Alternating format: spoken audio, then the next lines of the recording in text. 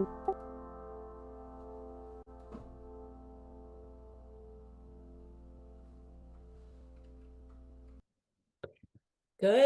morning. Welcome to worship at the Unitarian Universalist Church of Greensboro online. I'm the Reverend Sadie Lansdale, and I'm the minister of this congregation.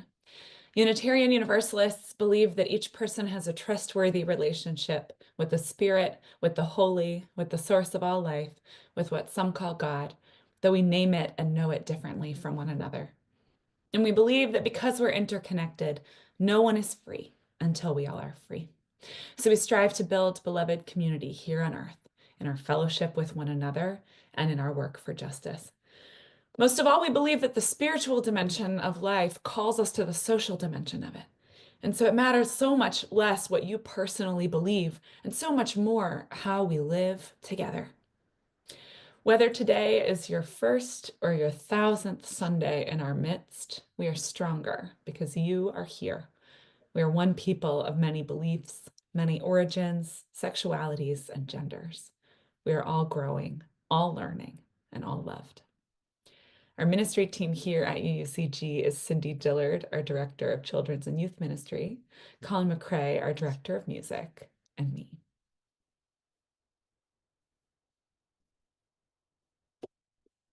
I'm Jagmeet Singh. I'm a member of this congregation.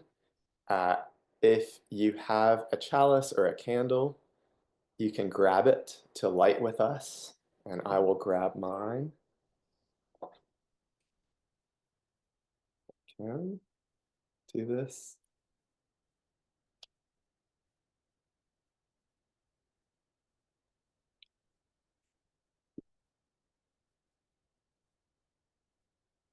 For bearing with me. We light this chalice, symbol of our Unitarian Universalist faith, to remind us to connect in spirituality and service, to care for each other and the world, and to create loving community. Please join us in our opening hymn, The Lone Wild Bird.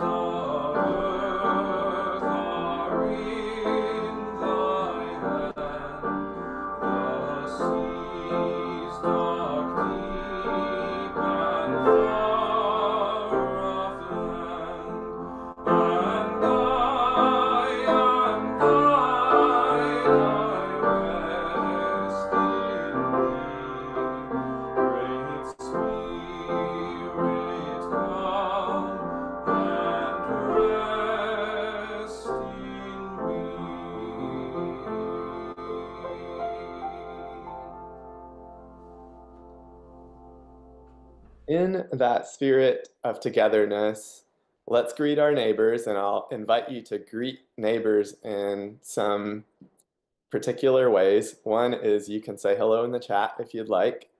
Also, if you'd like, you can unmute yourself after the countdown from 5 to say a quick hello to everyone at the same time. Ready? 5. Particular ways. One is you can say hello in the chat if you'd like. Also, if you'd like. Hello. Morning. Hello, everybody. Hello, Everybody. Hello, hello, hello.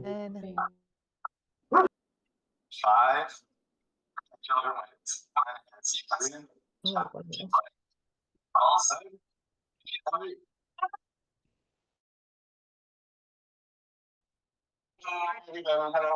Good morning. 5.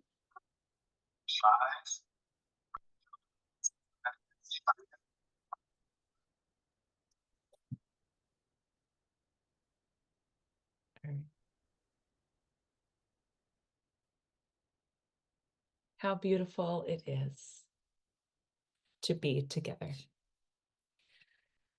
We gather in gratitude this morning, turning our hearts to thanks and praise for the gift of living in the presence of the Spirit that animates all life, and in the knowledge that we are connected to all that is, all that has been, and all that will be. During these few minutes of silence, you can focus on something you're grateful for, someone you're remembering especially today, or just the sensation of your chair supporting you. And then you find the most comfortable place in your seat and take a few easy breaths as we settle into our silence together.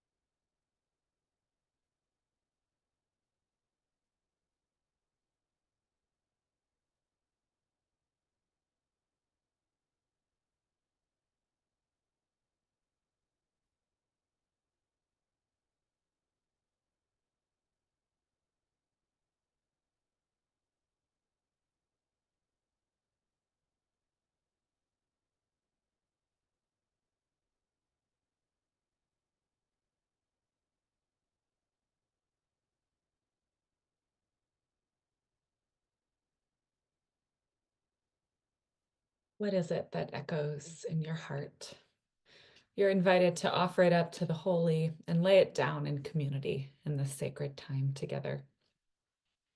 We celebrate the joys among us which are magnified when they are shared. If there's a word of joy on your heart, speak it, lift it up in silence, or type it in the chat for me to read out loud.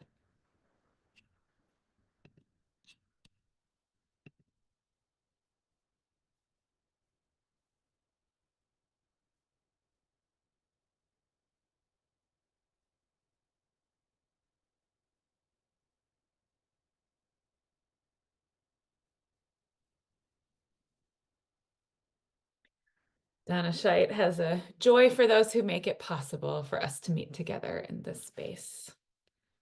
Donna, prayers of joy and gratitude are with you. Joy for technology that allows us to connect. Yeah. My brother lives in Los Angeles. Mm. Yeah.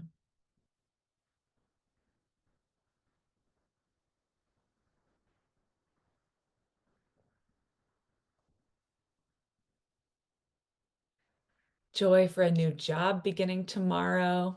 My brother is a dad. Victoria, 8 pounds, 5 ounces. Joy and thanks that for everyone who's helping Katie get ready for her family who are moving to Greensboro. Audrey and Kenny were able to visit Cindy and Tom.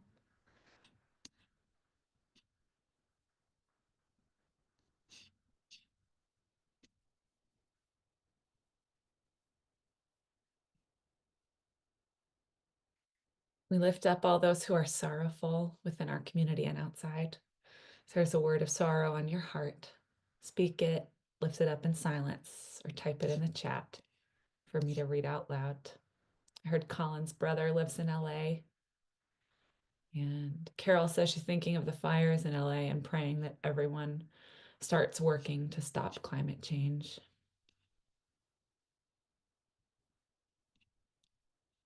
Sadness for all the furry creatures that died, in recent fires.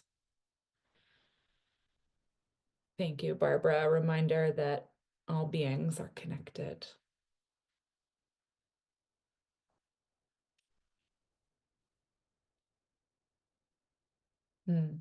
Will Bachelor says a former boss of mine passed away recently. I owe a large part of my career to her. Prayers of compassion, Will, for you and for anyone who loved her.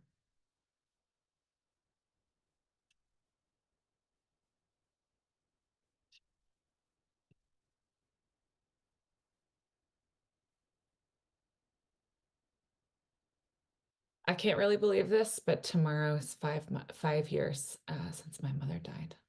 And I'm thinking of her today.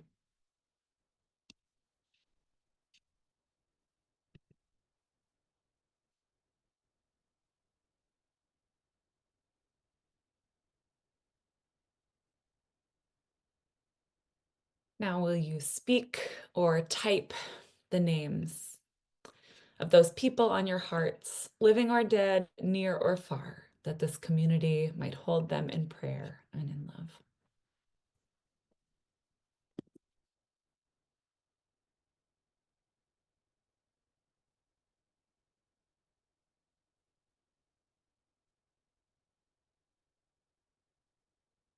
Walt Billius, Lynn Lansdale, Dr. Vivian Barnett, Elizabeth Dowling, Uncle Paul Smith, Michael, Tara, John Sullivan, Dennis Hands, Eleanor and Robert, Cecilia Warshaw, David Young, Uncle Bill Fairbairn, Patrick Willard,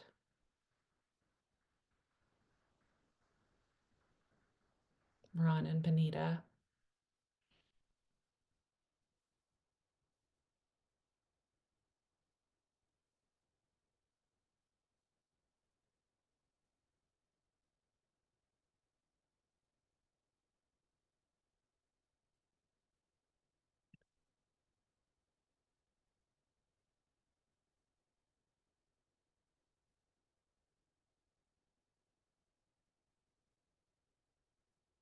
we send all of these prayers, spoken and silent, up to the love that holds us all.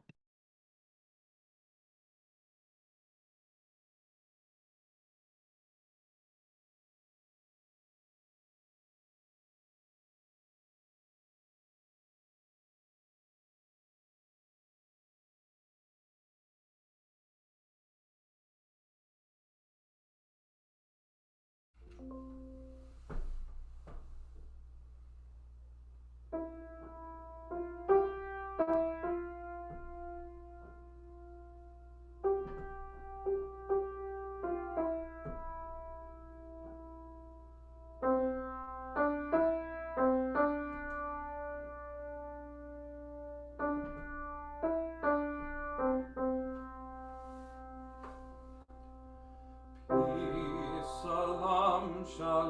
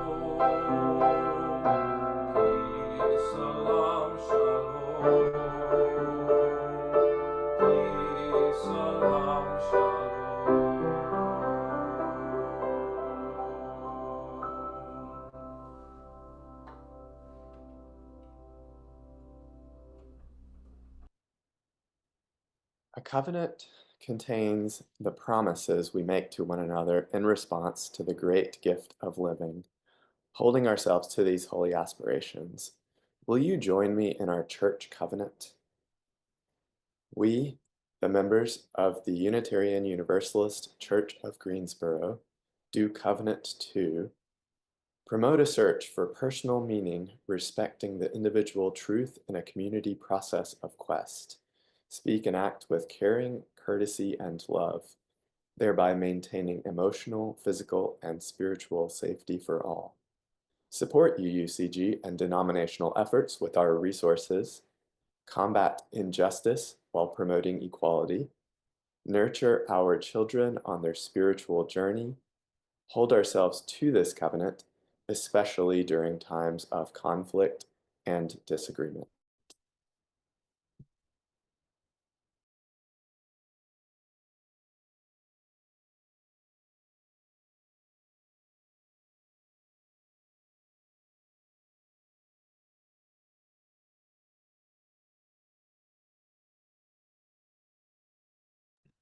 I have my Zoom screen set to gallery view so that I can see all of you.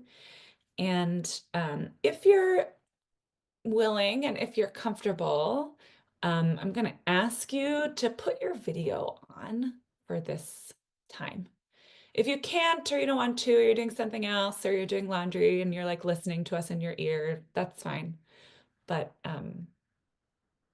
it's good to see your faces.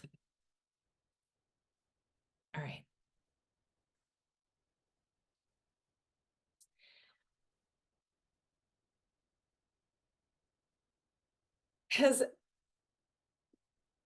Even though we say it's not, has anyone ever felt like a covenant is just a list of rules? You can be honest, you know? Okay. A little like a little like no. So whenever anyone says to you or says in your earshot, we need to have a conversation about our covenant. Do you feel like you're going to the principal's office? Even though you know that in church and in adult life, there is not a principal's office.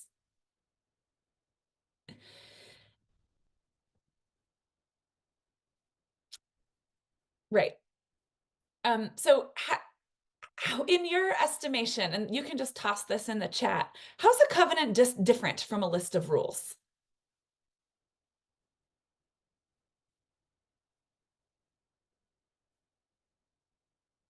Aha, that we decide what's in it.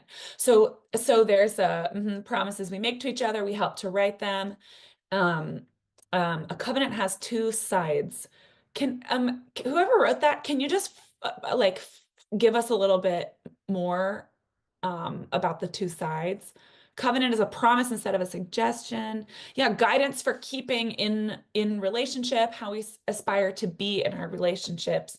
So there's something about relationship and there's something about choice and agency that we have chosen these things. That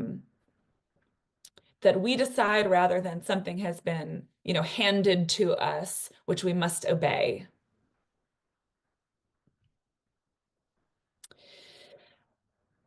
I want to think together about our, oh, wait a minute, this is interesting. Promises or commitments are only rules if you are not making that commitment. A covenant is a promise and a moral obligation. Two sides. Aha, okay. So two sides means like you make the promise and then the side of acceptance. Thank you. Thank you for clarifying that. Yeah, so like there's something more going on. I have seen it written that that there are three parties in a marriage. There's you, there's the person you're married to, and then there is the marriage itself. So we can think about our, I mean, in our world where legally you're only permitted to be married to one person, though people's relationship structures are wide and varied. But if we want to use that as a metaphor for community life, something more is going on than just the sum of our parts, right? And the covenant is like trying to keep us together. All right. Here's a little biblical history about where we get covenants, and I bet you will be surprised unless you've spent a lot of time thinking about the ancient kingdom of Assyria, in which case, you won't be surprised at all. So, in the 700s before the Common Era, the kingdom of Israel and Judah were subjugated by the massive Assyrian Empire. And Assyrian kings entered into vassal treaties or covenants with the kings or leaders or tribal leaders whom they conquered. And these so the vassal is the one who has to pay up, and the person you got to pay up to is the suzerain, and these are the parties in a vassal covenant. So the form of these treaties is the Assyrian king. This is like when I say form of treaty, I mean the written form of the literature of these vassal treaties, these vassal covenants, is first, the Assyrian king reminds everybody what he's done for them and how good they have it, that he has brought them into his fold and conquered their people. Okay, then there are instructions, a set of instructions for how the vassal king is to show his love and exclusive allegiance and obedience to the suzerain, to the Assyrian king. And then there's a section about enforcement, that the vassal king calls down curses and it commits to all these like awful things that will happen to them if they don't keep their promises to the suzerain, to the conquering king. So hybridity is a concept where oppressed groups take a cultural form imposed upon them and reinterpret it for their own ends in their own choosing. So the entire book of Deuteronomy is basically structured as a vassal covenant, but it is not between the kingdom of Israel and their actual conquering kings, the Assyrian oppressors. It is between the kingdom of Israel and God, chosen by the kingdom of Israel themselves. So if you don't know that and you read it, it sounds really frightening and scary.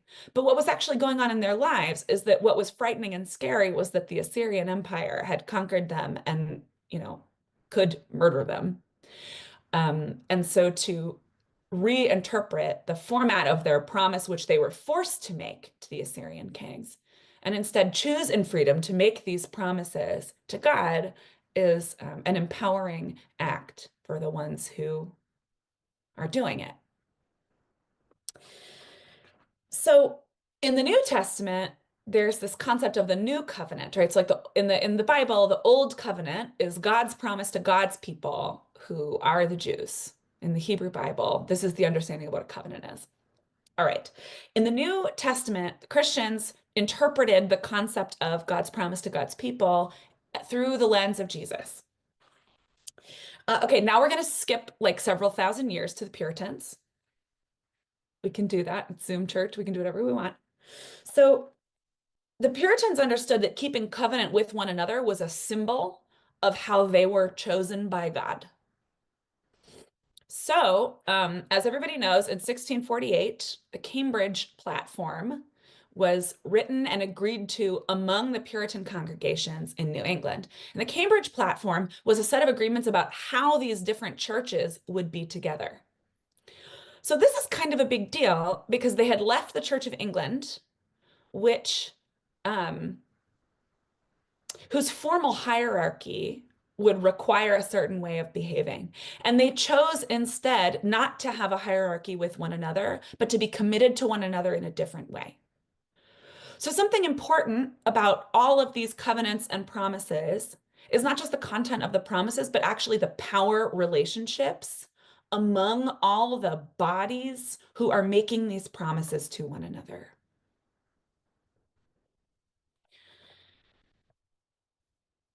So let me read you this.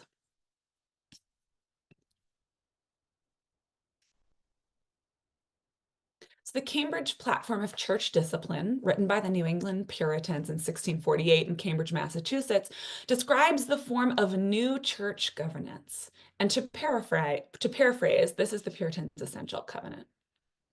We pledge to walk together in the ways of truth and affection, as best we know them now, or may learn them in the days to come, that we and our children may be fulfilled, and that we may speak to the world in words and actions of peace and goodwill.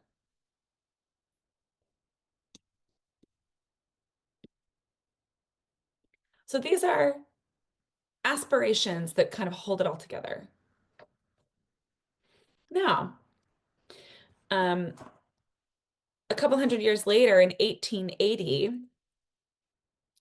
at the back of our hymnal, there's a series of readings, and reading 472 is what's called the Ames Covenant, written by Charles Gordon Ames, which his congregation and many other UU congregations have adopted.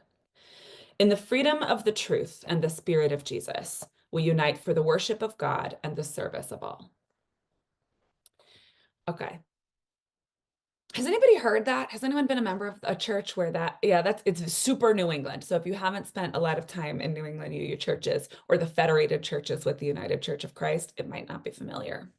This one's probably more familiar to you, 473, adopted by congregations in 1894, written by James Philip Blake. Love is the spirit of this church, and service is its law. This is our great covenant, to dwell together in peace, to seek the truth in love, and to help one another. Has anybody heard a version of that? Or something that sounds somebody sounds kind of similar. Okay.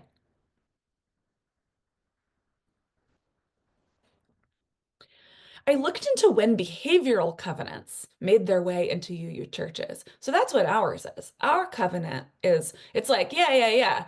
It's all well and good to say, we're going to build community or whatever. But how? Ours is a little more of a kind of specific instruction manual of the specific and particular promises we are making so that we will stay in or grow into deeper relationship with one another and with the divine. But it's fairly detailed, and it has to do with like your daily behaviors. Okay, so wildly, I actually cannot find any good scholarly material on when UU churches started adopting behavioral covenants rather than these more I don't really just mean to say vague exactly, but I guess maybe more general and spiritual sounding promises. The behavioral covenant is in some ways a return to the original middle section of the covenant where the vassal lord promises specifically and exactly what they're going to do for the suzerain, except that for us, there's no principal's office. There is no suzerain. We are not subjugated by the Assyrian Empire. The promises that we choose to make are for and to each other, right, for the purpose of the relationship among us in a congregation being more than just the sum of its individual parts. Okay. However, what I do know is that in the 1990s is when behavioral covenants began making their way into Unitarian Universalist congregations. If there's not good scholarly material on it, my suspicion is that it began in youth groups and then migrated to adults. This is simply a suspicion, and someone will do a project on this, and then in several years, I'll tell you what they said, because it is interesting to look into and to try to understand where these things come from and how they have evolved in our shared life together. All right.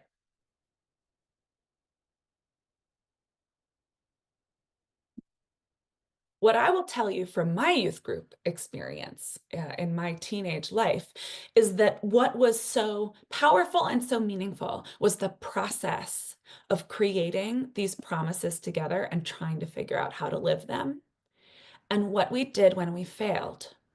Because we did fail, and there in church there is no principal's office.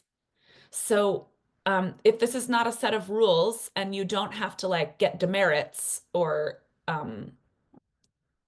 get in trouble or be punished or practice going to prison, which is like basically what the principal's office is in our system, what do you do?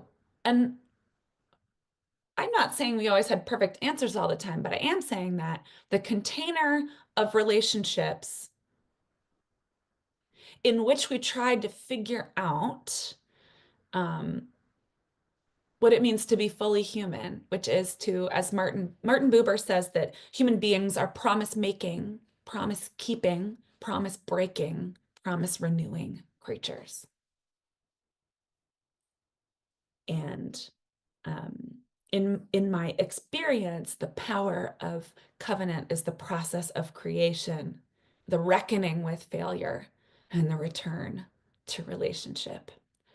However,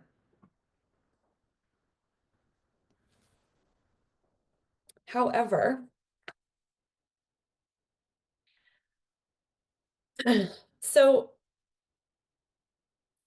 we come to a tension between our embedded theology and our affirmed theology. Have you heard me talk about this before? Does that like ring a bell to anybody? Some of you, yes, some of you, no. Okay. So our affirmed theology, this is the stuff we say we believe. Our embedded theology is like,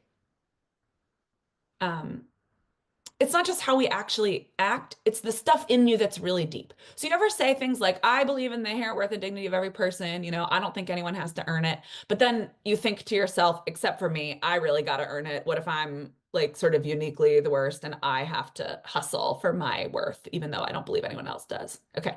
So yeah, okay, I see some nods. Yeah. Okay. So this is the difference between embedded theology and affirmed theology.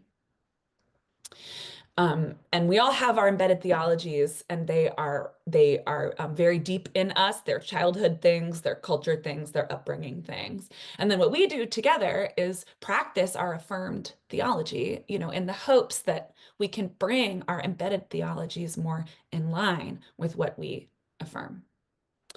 Okay. So I'll tell you my affirmed theology about covenant, which is that the promises that we make in response to the gift of being alive are the keys to relationship and restoration. And that we are, even in our failures and imperfections, which is to say, even in our humanity and only in our humanity, held by some love that is larger than us. And so in living in response to the great gift of being alive, that we find our freedom and more is made possible. There is mercy in every morning. There are routes to repair and restoration. My embedded theology is that I don't ever want to be caught out, is that a covenant is a list of stuff that I always better stay ahead of. That anything we agree to each other, I always better be the best exemplar of being a human being. This is a personality trait, by the way. This isn't like in the ministry. I would be like this if I was like an English teacher and a cross-country coach, which is my kind of other life that I have not lived. And so some of you may be hearing yourselves along with me, though some people have really different experiences of this, that we never, ever want to be caught out having failed our promises.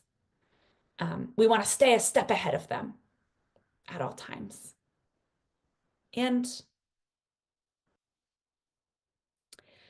I'll tell you, I have felt that a covenant or other kinds of promises are like a pit I have to jump over or a bar I have to clear. And that in there is some kind of like threat, weapon, or punishment.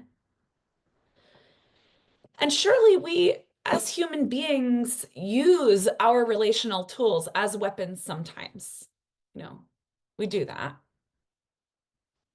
But in my reflection and trying to bring my embedded theology more in line with my affirmed theology, what if instead of something I have to stay a step ahead of, the promises I have made, even when I fail them, are something that sort of gently but firmly scoops me up and helps me get to where I belong. A wolf grabs her pup by the loose skin on the back of its neck when it wanders too far from the den. I wonder if we are just those stumbling wolf pups, nudged and then scooped, lifted by loving fangs where we ought to be. The difference, of course, is the wolf pups do not choose to be picked up, right? And we have to agree to let the wolf take us by the back of the neck and bring us back gently but firmly into right relationship.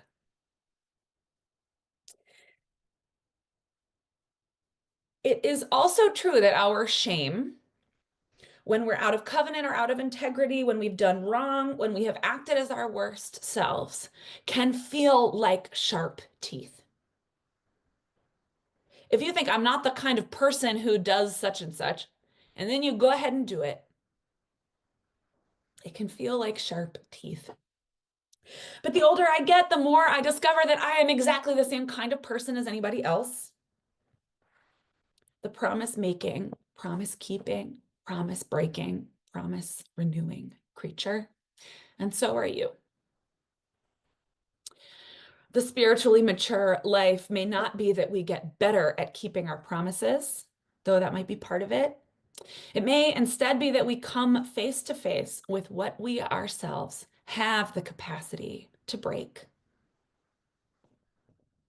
And that we turn to the miracle of being alive, to the gift, the great and unearned gift of living for the sustenance and support in our fumbling and courageous attempt in renewing. Many of you know that in our hymn, number whatever, 108 maybe? No. Come, come, whoever you are, wanderer, worshiper, lover of leaving, ours is no caravan of despair. Come, yet again come. That there's an alternate line from the original Rumi poem that goes, though you've broken your vows 1,000 times, you've broken your vows 1,000 times.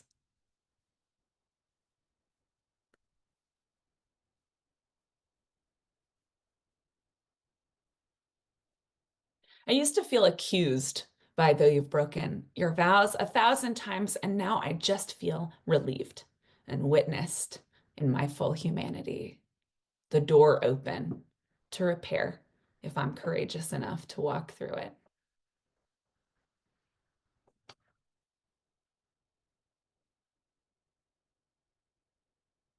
James Luther Adams called God that community forming power. The Reverend David Schwartz writes about a God not who is a character of a judge, but the most loving, gentlest power you could possibly imagine, with you always, urging you forward.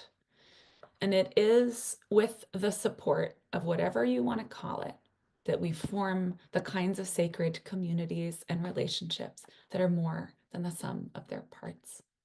May it be so for you and so for us all.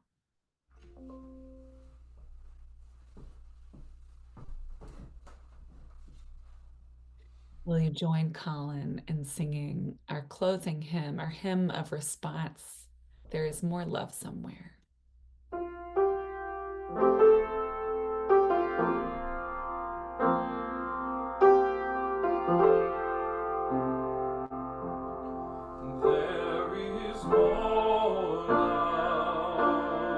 Somewhere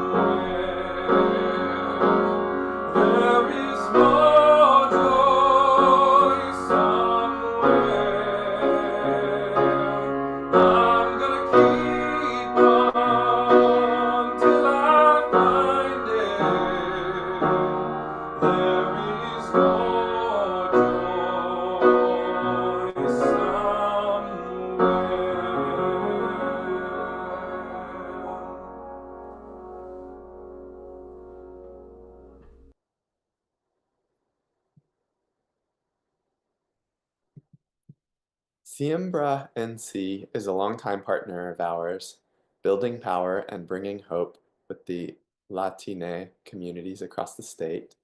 We have a very beautiful video recap of their 2024 highlights that we'll put in our newsletter this Thursday. It covers their election work, wage theft campaigns, parties, public rituals of mourning and celebration, and more. This month, we are sharing half of our offering with them to support the work of bringing the beautiful future into the present for a North Carolina where everyone can thrive. If you'd like to make a contribution via PayPal, you can do so at this link that you can see on the screen, and I'll also paste it into the chat, uugreensboro.org/giving. Our offering will now gratefully be received.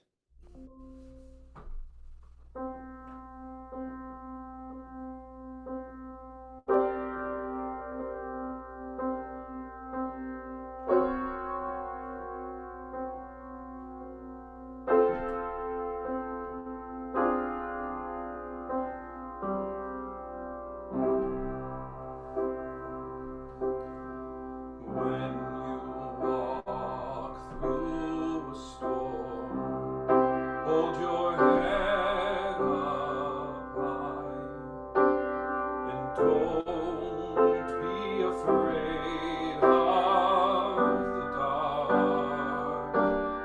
At the end of the storm is a golden sky and a sweet silver song of the lark.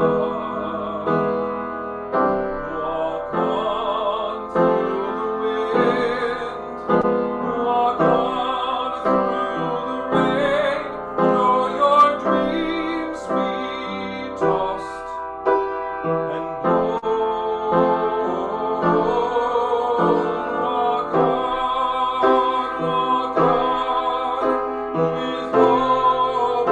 your heart, and you'll never walk alone. You'll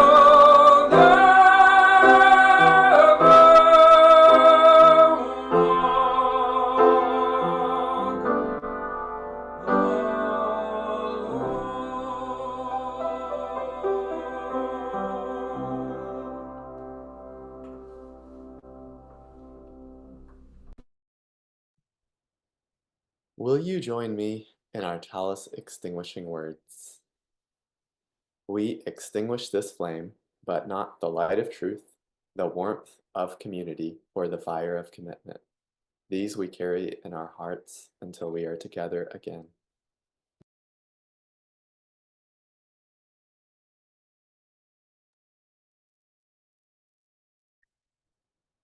Thank you to everyone who has pivoted so quickly. As you can see, we're a little rusty in our online worship. May we stay rusty and see each other in person next week. I have a few announcements. The jam session has been postponed from today to next Sunday at 1 p.m. in the sanctuary. The deadline for cards for Julie Hamilton to express appreciation for her many years of service has been extended as well. You can give those, you can make sure that those are in my office. You can mail them to the church. You can put them in my box by next Sunday, and we'll make sure that she gets them. And then keep your eyes out for another opportunity to host a community potluck, Web Greensboro connection and strengthening for our movements for justice in Guilford County and across the state. This Thursday at church, show up, bring a dish. I think we're gonna keep it vegetarian because it's easier to accommodate kosher and halal dietary restrictions if we do that. So keep that in mind, and you can reach out to our Gabby Allen. Information's in last week's newsletter about how to do that. So go in peace, rejoicing in the power of love and connection we have kindled even here. Place your hands over your heart for our benediction hymn from this house.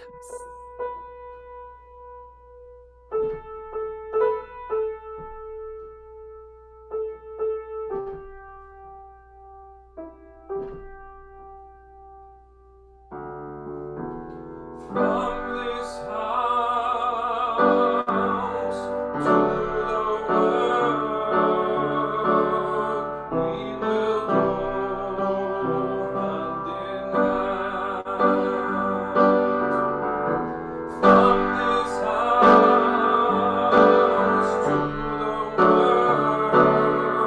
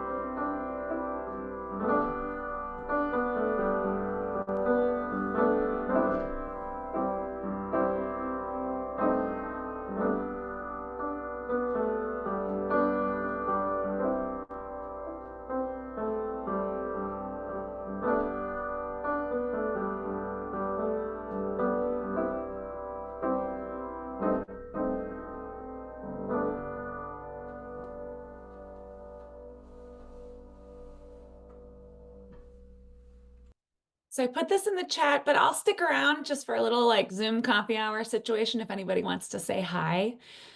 Carrie, you can make me the host. We can get rid of the PowerPoint, and anyone else who has responsibilities, you are now relieved of those responsibilities. So stay if you want, go if you don't. But I am going to get some tea and be back here in a few minutes.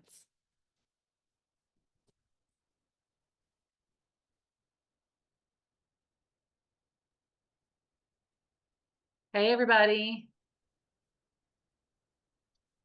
Hi, Katie. All right, let's see. Let me gallery view this bad boy.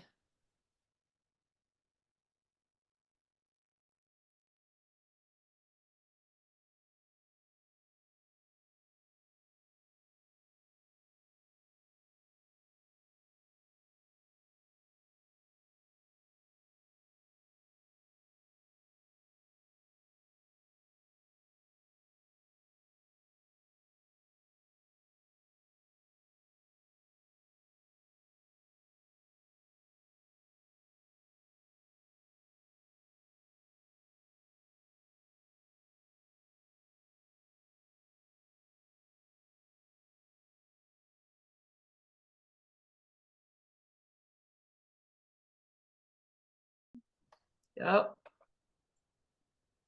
Yep. During COVID, I did most of the PowerPoint and